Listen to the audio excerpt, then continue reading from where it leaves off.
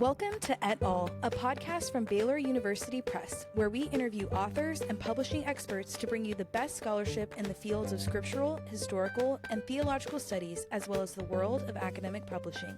Thanks for joining us. Welcome, everybody, to Et Al., a podcast of Baylor University Press. I'm Anna Kate, and we are here at the 2025 AAR-SBL annual meeting in Boston, Massachusetts. I am joined today by Ruben Bühner, one of our authors. He is a postdoctoral researcher for New Testament studies at the University of Zurich and the University of Bonn. And we are here today to discuss his newest title, Negotiating Jewishness. Welcome, Dr. Bühner. Hi, Anna. Thanks for the invitation. Yes, thanks so much for being here. So we are just so excited about this title. It's lovely. The cover looks great. The work you've done is great. The research, just phenomenal. It's an amazing book. Thanks. We're so glad to have acquired it. So your book seeks to contribute to the discussion surrounding Paul's Jewishness, right? I mean, that's in the title. That's the whole thing, right? And so will you briefly describe for us the basic models and where you placed Paul within Judaism? Yeah, so I'd say the scholarly debates about Paul and ancient Judaism, on one hand, they're kind of an evergreen. Scholars have discussed those things or aspects for years now. But still, there was a new impact in the last 10 to 15 years from a Paul within Judaism perspective or Paul within Judaism paradigm, arguing for way more continuity between the Christ-believing Paul and the Paul before his calling. So whereas kind of the older model, which no one really believes in anymore, but let's say the older model, and it's sometimes also kind of the punching ball, is a Paul, which after his call into Christ or during his call into Christ, he got rid of his Jewishness. So total discontinuity. Newer approaches in more maximalist readings, or the other side, they would emphasize that no, there's a total continuity. So to say for Paul's Jewishness, nothing actually has changed when he became to believe in Christ. So those are the two, let's say, poles or binary poles and maximalist positions. And my own stance within this whole debate is that we should try to navigate between continuity and discontinuity, and to say that if we understand Second Temple Judaism, ancient Judaism, not as a fixed form, but sometimes as a label and as arbitrarily variable, then within this space of ancient Judaism, there's room for both, for continuity and also for discontinuity. So from shifting from one form or enactment of Jewishness to another form of Jewishness. That's what the whole debate is about and where my book is engaging with. Yeah, thank you for that. I appreciate your explanation. And I think that makes perfect sense, right? So many of us exist kind of in two realms. I mean, even I'm Hispanic American, and so you kind of exist within this. I'm American, by citizenship, but I have this other element to my cultural identity, and I'm sure you similarly have had experience the same. And so it's the same with Paul, right? That two things can be true. He has this Jewish identity that exists prior to his encounter on Damascus, but it doesn't take away from the Jewishness that still exists after that encounter, would you say? Yeah, thanks. I would say exactly your example is a pretty good one, because the new debates on Paul's Jewishness, they come along with a new understanding of ancient Judaism, less as a religion, but more as an ethnicity. Of course, it's both, or religion and ethnicity are anachronistic for ancient times. But if we understand being a Jew more as an ethnicity, then it comes naturally that you don't really stop being a Jew. I mean, the same as I don't stop being a German, where if I'm here at the SBL or if I'm in Zurich in Switzerland. So, yeah. For sure, yes. And that really helps us position Paul within his, so-called Jewishness as a Christian who is also a Jew. So how does the German view, right, you just pointed to your own identity as a German, and we have these two views, kind of the European view and then the American view. And so how does the German view of Paul's Judaism differ from the English view? Yeah, I mean, just at first, of course, it should be needless to say, but there's not the German view, of course. Sure, yes. Even less, there's the English view or something like that, yeah. But still, I'd say there are some scholarly traditions which are passed along from one scholarly generations to the other ones, which in general, and if you generalize, are still specific for a more German discussion or more German debate, scholarly debate, and the English-speaking world. And so, in general, I would say that newer approaches to Paul and ancient Judaism, which come with the Paul with the Judaism perspective, are way more carefully accepted in the German-speaking world. German scholars, German Pauline scholars, they tend to emphasize more the discontinuity between the Paul before and after his calling to Christ. Sure. Whereas more or less all newer approaches from the Paul within Judaism's perspective, they come from the English-speaking world. So, and they of course stress way more the continuity, but you also would find other traditions within the English-speaking world. So those differences, they come for a lot of reasons, and I think it's hard to... In my book, I have got a chapter on the English-speaking and German-speaking world, and it was the chapter I struggled most with. So I've written it, I deleted it again, sent it to some colleagues, and I've written it again. I wasn't sure at the end, should I put it within it, or is it kind of a minefield, where scholars would all argue that this is too generalizing or something. But I do think at the end, there's some trends which are simply difficult for institutional reasons, for language reasons, and also for theological reasons or for historical reasons, which simply differentiate different academic discourses in the German-speaking world and at other parts. Right, I appreciate that. And you're right, that is one of the foremost chapters in your book. It's right at the beginning that you kind of make this distinction between the German-speaking world, the English-speaking world, and the way that they're viewing Paul, and the discontinuity that they're kind of putting emphasis on in the German-speaking world versus the continuity that they emphasize in the English-speaking world. And you're right that it is a generalization, right? It's, not everybody in those English or German-speaking camps completely agree with continuity or discontinuity. Yeah. But I think it's important because, like you said, it points to a theological difference. So could you talk to us a little bit about the difference in theology there? Yeah, so it depends. I was saying it mostly depends on how we view Jewishness, and then in the broader sense, how we view then what comes up as Christianity. So what is religion in antiquity? So is it something which necessarily comes along with a break on Judaism? Or is Christianity, even at its heart, something very, very Jewish? Right. So that the Jewish and the Christ-believing identity can naturally just belong together without any problems. And it also comes along the question how important ethnicity was for Paul or for the first Christ-believing generation. So like 20, 30 years ago, most scholars would have said, no, Paul and others with him, they got rid of all those ethnic and ethnocentric categories. So like being a Jew or a Greek or whatever, those categories, they would have said, those categories, they don't matter anymore to them. Whereas new approaches say, no, actually for the ancient times, ethnicity is something way more important than it became over the centuries, and way more important than it is for us. So you don't simply get rid of your ethnicity. And because religion and ethnicity is bound together in the ancient times, you cannot simply change the religion without changing your ethnicity, and the other way around. You cannot simply change ethnicity without changing religion. It's way more complicated and belongs together, different than our experience today. So, yeah.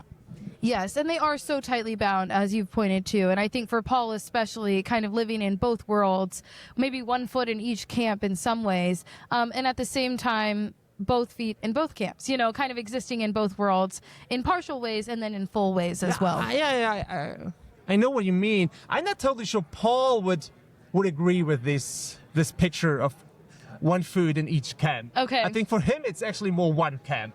Okay. So believing in Christ is something totally Jewish. Right. And for him, born as a Jew and considering himself to be a Jew, believing in that Jesus is the Messiah is nothing but a Jewish thing. Yeah, that's a helpful distinction. Thank you so much. So let's move on. You talk about diasporic Judaism, okay? So would you define that for us?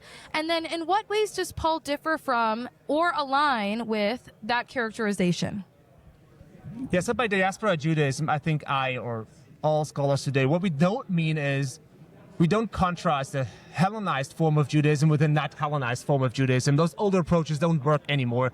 That is, even in the Jewish homeland, people, of course, are affected a lot by Hellenization. So the difference between Jews in the homeland and diaspora, they are less about their answers, so their theologies. But I would say, in general, the differences come along with specific everyday life challenges, which you only have, or you mostly have, in the non-Jewish society as the diaspora. So like, everyday life challenges like, where shall I buy my food? How do I get? Are there any other Jews in the community? How do I interact with non-Jewish aspects of social life? Do I go to the theater, to the arena? What do I do with my colleagues at work who believe in other gods, etc., etc.? Like challenges where in the diaspora Jews, they didn't find the same answers for those questions, but they all had the same challenges. And that's what I think defines in some sense diaspora Judaism and distinguishes diaspora Jews from Jews in the homeland. Sure. Those challenges. Yeah. And I would say for Paul, what we know about him for sure, he's from Tarsus, so he's a diaspora Jew. He's in a biographic sense. Sure. So I would say he was used to all those challenges just at the beginning, even before his calling to Christ. And then when we read Acts of the Apostles or his letters, the feeling we get, what does Paul do? He travels a lot in societies and cities with Jews and the minority. So and during all those travels and in all those cities, he obviously must have come into contact with those challenges. Like, Right. how did Paul, I don't know, buy food during his weeks on a ship, during his journeys over Asia Minor? There surely wasn't always a Jewish market or something like that. And he had Right. those everyday challenges. So, yeah. Right. And I think that's made clear, too, in Acts 17, when you think about his speech to the unknown God and the way that he is navigating this diaspora and existing in other cultures, would you say? Yeah, I'd say Acts and the letters of Paul, like Luke and Paul, they agree at least in this, that Paul is a diaspora Jew. For So sure. They agree on this aspect. I'm not sure they have the totally same picture of Paul's Jewishness, but like the challenge Paul obviously faced, the historical Paul, to navigate his Jewish identity in a non-Jewish society, which is also the same challenge which is at the heart of diaspora Judaism. I think all our sources agree on this aspect. Right. Thank you. Yeah, that's super helpful. So talk to us about living Gentile-ish. You specifically point to Galatians 2:14b, and you use this phrase, Gentile-ish. And then what would be a contextually appropriate understanding of this term? Yeah, living Gentile-ish in Galatians 2:14. It's in the context of the talk Paul gives to Peter in the Antioch incident, which Paul tells and narrates in his letters to the Galatians. So living Gentile-ish and living Jewish, I would say in the ancient time as well as today, it's like a polemic label you can put on something. Sure. And of course, like if you put it like living Gentile-ish or living Jewish, it's a binary. It's put in binary terms. And of course, actually, in reality, there's a lot in between. So aspects which are Gentile-ish and Jewish as well, or which are neither or something. So I'd say one important aspect for Galatians 2:14b is the polemic and binary context Paul puts it. And the other aspect is Paul puts it there in the present tense. Like ethnikos kai uchi judaikos says. So he's accusing Peter of living, or not accusing, he's telling Peter that he is living Gentile-ishly, but not only once, and not only but in general. So most scholars reading the Antioch incident would say that living Gentile-ishly, it refers especially to Paul's former behavior when his former table fellowship with non-Jews. But if this was true, I would say then we'd have to expect the past tense, because this is exactly what Peter got rid of. He formally ate together with non-Jews. So I'd say the present tense here refers to Paul pointing to Peter, who is in a general way Gentile-ishly. So if you would find a modern expression for this, and it's kind of maybe a dangerous label, but maybe it's similar to what we would call a liberal Jew or something, or a more pragmatic Jew, like Paul calling Peter, in general, you behave Gentile-ishly. That is, you willingly adapt non-Jewish behavior. You willingly come into contact with non-Jews. You willingly do things that from the outside are depicted as typically non-Jewish, typically Gentile-ish. Sure. And so it almost is more of a distinction of behavior and less of like ethnic identity. Is that what you're pointing to? Yeah, maybe similar to like as we would to say this or that behavior is typical German or typical American or something. Sure, like a stereotype almost. Yeah, exactly. Not all. I would say it's kind of a stereotype. Well, we all know that typical behaviors, they change over time. They're not fixed. They're a construct. They're used in polemical contexts to make fun or to point to something. And that's the way it works. Sure. That's very helpful. Thank you for that. So you talk about Paul's Pharisaic affiliation, so the fact that he was a Pharisee. And so how does this Pharisaic affiliation interact with his assumed Jewishness? And do you think that Paul retains his Pharisaic identity even after the conversion experience? Like in older scholarship, and maybe probably still today, most scholars would say that because Pharisees are kind of a strict, conservative Jewish group, Paul could no longer understand himself to be a Pharisee after his calling to Christ. Now, in your research, especially more maximalist readings from a Paul within Judaism perspective, they bring this widespread notion that challenge this and say, oh, why shouldn't Paul still remain living as a Pharisee? Now, my own stance within is that I'd say it all depends of how we construct being a Pharisee. If being a Pharisee in ancient times, at Paul times, is something like a club you become a member of and you simply can get rid of, then I do think the discontinuity for the non-believing and the Christ-believing Paul is so strong that you might have stopped being a Pharisee. But what I tend to think so, if we construct being a Pharisee more than something like an ancient status, like being part of an intellectual elite, then being a Pharisee is something you don't simply get rid of. It's more something you maybe even are born into. Like Luke has it in Acts 23, Paul saying, I am a Pharisee, sons of Pharisees, like born into this social elite. So if it's not a club, but more like a status and a social elite, then you don't simply get rid of this part of your identity. Do you belong to it, even if your actual way of living it out or your enactment of Pharisaic identity might have changed? I'd say probably Paul still considered himself to be a Pharisee, and he never thought about if he should stop, because this is nothing, we don't know of anyone who stopped being a Pharisee in ancient times. Right. And I think that's such an important distinction because so many Westerners, I would say, think of, Pharisee or Sadducee as these really negative designations, almost just as enemies of Christians. And I think you're right that it might have been more of a social status or an identity of class rather than, this strict religious designation. Would you say? Yeah, exactly. And if we look, what is typical for ancient Pharisees? We don't really know, but we know some aspects. Like Pharisees, they probably believed or hoped for the Messiah. Sure. They believed in the resurrection of the dead. Yes. So typical aspects for Pharisaic life are also important for Paul, for the Christ-believing Paul. So there's certainly no absolute distinction between believing in Christ and being a Pharisee. For sure. Thank you. So you express that persecution on behalf of the Jews expresses, quote, two polarized positions, close quote.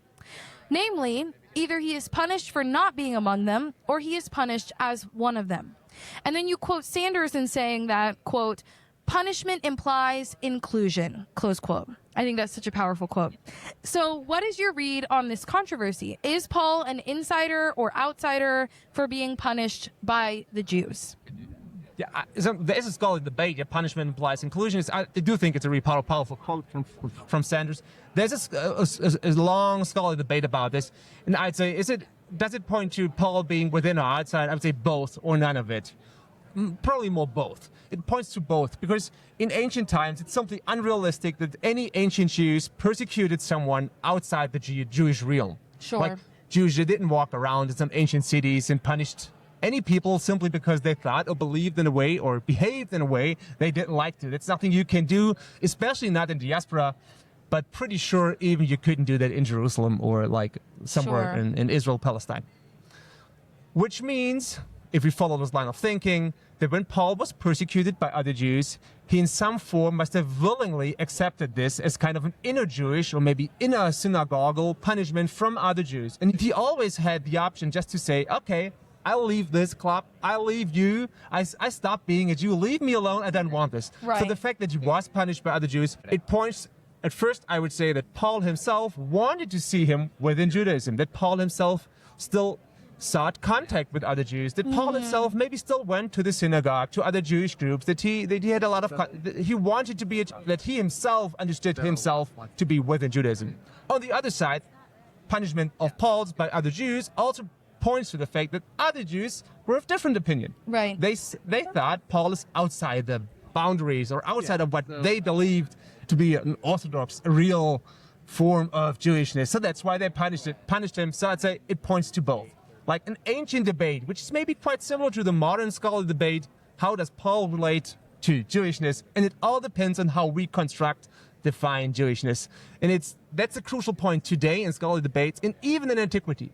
It's all about how do ancient Jews and non-Jews define and understand Jewishness, and to whom do they put the label or put it not. And I would say Paul and other Jews, they differed on that.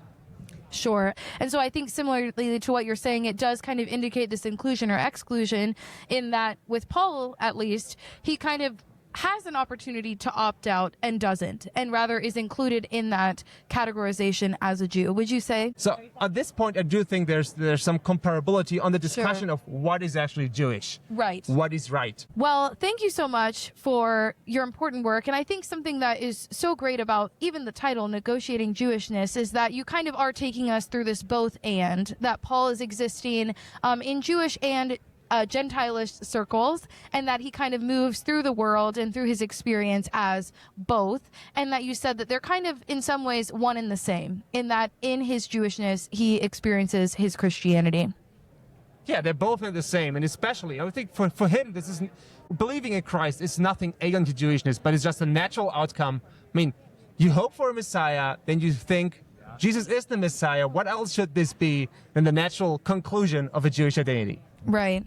Well, thank you so much for your faithful scholarship, your work on this book. We're so excited to have it. If you are listening or watching online, we hope that you will purchase Dr. Bühner's book at BaylorPress.com. It is available now. And we hope to hear more from Dr. Bühner in the future. And we're so excited about this title. Thank you. Thanks a lot. Thanks for joining us. Thank you for listening to Et Al., a podcast from Baylor University Press. We hope you've enjoyed today's episode. Make sure to like, comment, and subscribe to keep up with the latest from Et Al.